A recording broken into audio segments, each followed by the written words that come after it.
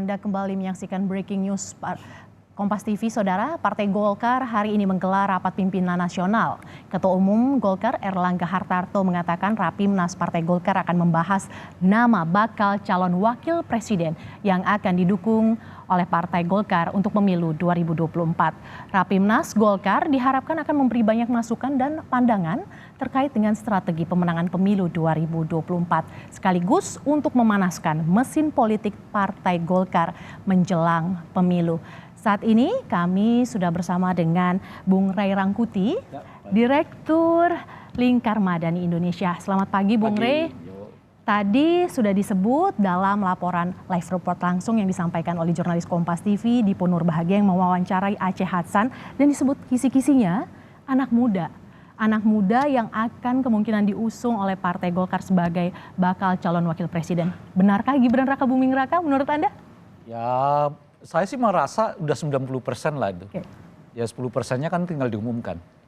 Selesai dah itu, nggak kemana-mana lagi gitu. Hampir semua persyaratan yang diungkapkan itu tadi, semuanya kayaknya mengacu ke Gibran deh ya. Anak muda, pernah di pemerintahan gitu ya. Dan sudah ada kursinya disiapkan, ada kursi Gibran Rakabuming Raka ya, di acara Rapimnas. Rasanya nggak ada kursi untuk Erick Thohir di situ ya. Jadi siapa lagi? Oke, nah tapi gini Bung Ray. Juga kan pertanyaannya, ini kan diusung oleh Golkar. Betul. Belum tentu diusung oleh seluruh anggota partai koalisi. Iya. Jadi ya itu artinya Golkar mungkin akan resmi mengumumkan Prabowo Gibran adalah sebagai paket calon presiden wakil presiden. Tapi apakah ini merupakan persetujuan dari semua anggota koalisi di dalam koalisinya Pak Prabowo, itu belum diputuskan. Oke, itu belum diputuskan. Kansnya akan ke sana. Kansnya akan ke sana. Tapi kalau bacaan Anda, apakah koalisi partai yang tergabung dalam koalisi Indonesia Maju ini akan sepakat dengan mengusung Gibran? Kalau itu lagi-lagi 90% saya kira sepakat. Tidak ada lagi waktu mereka untuk sana sini. Apa saja yang menjadi pertimbangan? Sinyal-sinyal apa yang Anda baca? Ya, pertama tentu karena faktor Pak Jokowi lah. Oke. Pak Jokowi berada di belakang Gibran, nggak bisa dihindari. Masa Pak Gibran diambil Pak Jokowinya, saya milih yang lain kan nggak mungkin. Kan asumsi sederhana aja lah ya kan. Nah yang kedua adalah kenyataannya efek dari Prabowo Gibran itu, meskipun tidak yang tertinggi, tapi tetap ada. Karena yang tertingginya di beberapa survei tetap pasangan Prabowo dengan Erick Thohir kan. Itu yang selalu tertinggi. Yeah. Tapi Prabowo dengan Gibran itu ya sebetulnya masih yang kedua ataupun yang ketiga gitu. Nah tapi tetap ada kemampuan untuk menjaga suara di situ gitu. Nah yang ketiga menurut saya adalah kemungkinan mereka untuk menggait pemilih kelompok milenial kan gitu.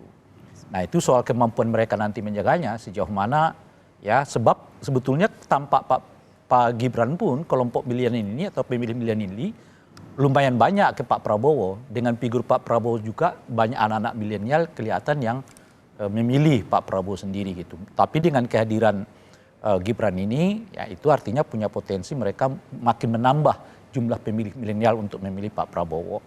Nah yang keempat tentu saja masuk di basis Jawa Tengah yang itu merupakan basis utamanya Ganjar Pranowo gitu. Dengan memecah suara mungkin akan masuk ke Pak Prabowo gitu. Nah cuma saat yang bersamaan itu punya kelemahan. Apa kelemahan? Kelemahannya itu karena mereka sama sekali kelihatan sekarang tidak memiliki figur untuk di Jawa Timur. Gitu. Nah mereka di Jawa Timur ini kelihatan tentu sudah ada dua di sana. Ada Caimin dan juga ada Pak Mahfud. Nah Pak Prabowo sepertinya belum memiliki figur yang cukup kuat untuk masuk ke Jawa Timur. Jadi beliau ambil fokus mungkin di Jawa Tengah, sedikit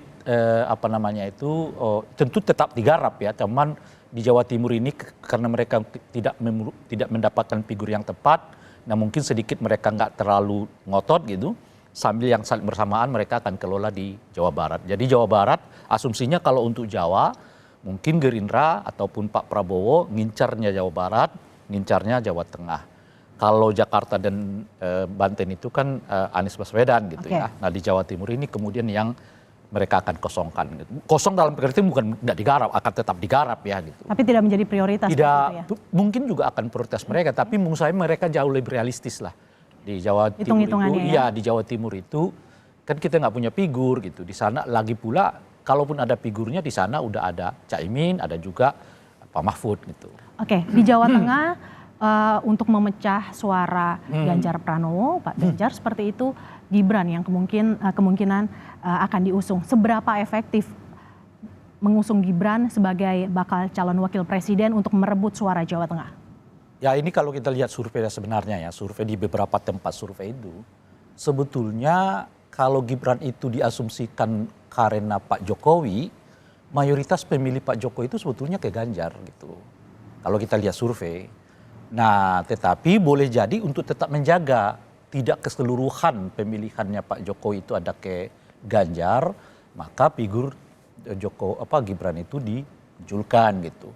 Nah oleh karena itu soal seberapa besar kemampuan Gibran meraup suara di Jawa Tengah itu, saya jujur nggak tahu karena saya tidak lihat ada survei khusus untuk melihat itu gitu ya. Sejauh mana infiltrasi Gibran untuk mendobrak katakanlah misalnya dominasi Pak Ganjar di Jawa Tengah itu. Cuman kalau kita lihat dari konfigurasi ya, pemilih nasionalnya gitu ya, umumnya pemilih Pak Jokowi itu justru milihnya Pak Ganjar. Sekalipun kemudian sudah dipasangkan Prabowo dengan Gibran gitu. Jadi umumnya tetap pemilih Pak Jokowi itu hampir 80-50% seingat saya dalam satu survei dinyatakan itu bahwa mereka lebih memilih Ganjar Pranowo. Sekalipun sudah dipasangkan tuh, dipaketkan gitu. Dengan paket ada Gibran di belakang Pak Prabowo gitu. Ada kabar-kabar soal dinasti politik seperti itu dengan kemarin putusan MK yang dianggap memberi karpet merah kepada Gibran. Apakah menurut Anda ini tidak menjadi pertimbangan Golkar untuk akhirnya tetap mengusung Gibran karena MK sudah memutuskan seperti itu? Tentu itu merupakan bagian dari pertimbangan mereka, tapi kenyataannya kalau mereka tetap umumkan ya mereka mengambil jalan ini, gitu. Bukan jalan yang sebaliknya kan. Saya kira reaksi setidaknya dari 200-an lebih intelektual, rohawanian, budayawan, ya, cendekiawan dan seterusnya itu yang kemarin mendeklarasikan maklumat Juanda itu tidak dianggap enteng tentu saja bukan hanya oleh Golkar tapi boleh jadi Pak Prabowo macam-macam. Tapi boleh jadi mereka udah menghitung dan mengkalkulasi efeknya sehingga dengan begitu mereka tetap dalam rencana ini yaitu mendorong Gibran sebagai calon wakil presidennya Pak Prabowo gitu. Sebab itu kita bisa baca dari tiba-tiba nama ET kembali naik saat itu kan. Begitu menjelang pembacaan putusan permohonan judicial review itu. Nah, itu kan reaksi masyarakat begitu luas, nama Gibran seolah-olah drop gitu. Naiklah Pak ET kan dengan segala ada yang sudah ngurus SKCK lah, macam-macam yang sudah kita lihat di beberapa tampilan. Sudah tersebar seperti itu ya gitu dokumen. Ya, termasuk Pak Yusril gitu. Tapi mungkin setelah 2 hari ya, itu kan tanggal 16 ya.